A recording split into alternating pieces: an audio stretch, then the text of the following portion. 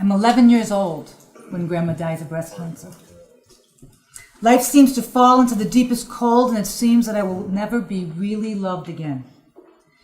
Grandma is more of a mother to me than my own mother, Shirley, who tried to kill me the first time when I was still in a crib.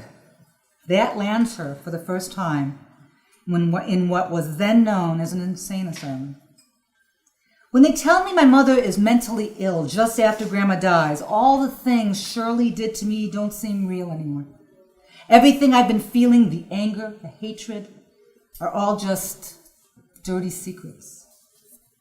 Grandma would have told me what it all meant, but now she's gone. Grandma always told me the truth. She's the one who told me she had breast cancer. All the other adults were too afraid to tell me. I am 5 years old when she tells me. Everyone talks in hushed tones around me. I'm a pretty smart kid, but I can't figure out what's going on. Why are conversations suddenly ending when I come into the room? What's the big secret? It's Grandma who sits me down and explains it. She has cancer. It makes everyone scared, she says. I have to be strong for them. I think if I ever have a serious illness, I won't be taking care of anyone else. People will have to take care of me. That's until decades later when I'm diagnosed with breast cancer. As we wait for the results of the biopsy, I can see in Tom's eyes how saddened he already is by just the possibility I have cancer. But then I understand what Grandma had meant. I have to be strong for him. The moment of truth, the call from my surgeon. My overwhelming thought is how hard it must be for her to deliver such news. I am calm when she tells me I have breast cancer.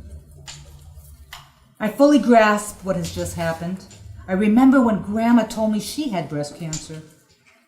I experienced that same simple acceptance of a child. The same kind of calm comes over me. I accept it simply. And I'm immediately ready to continue living my life. I'm not afraid to die. What makes me cry is thinking about how sad Tom would be if I died. But cancer or no, I will die someday. Tom will die someday too. I go through the chemo and surgery. Then I start radiotherapy. The word radiate means such good things, but the word radiation can ignite such terror, so I call it by its more upbeat name, radiotherapy. I'm happy when I'm told I can bring in my own soundtrack.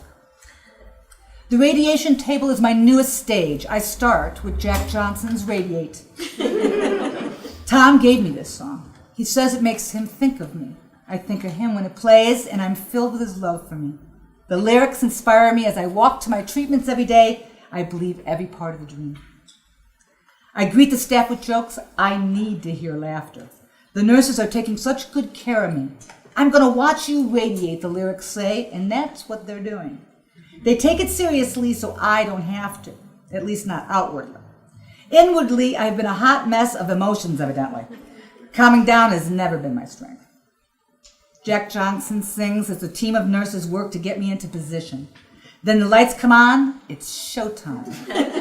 The machine hums and clicks and then buzzes. I imagine ray guns taking aim at the enemy. Pachoo, pachoo. I try to remain calm. I was told my blood pressure reveals my sublimated anxiety. I can't let anyone know I'm anxious, least of all Tom. But how is Tom going to take care of me now that I have breast cancer? That first weekend after I'm given the news, and we were getting him ready for his trek back down to the city, I catch Tom sitting on the couch, sadder than I've ever seen him.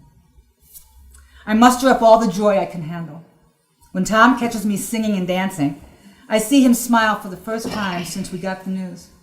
He tells his colleagues at work about this. He says he feels so lucky to have a wife who is practically ebullient as she faces cancer, instead of all curled up in the corner withdrawn in fear. Now I get it. Now I know what Grandma was doing when she was taking care of all the adults who didn't have cancer.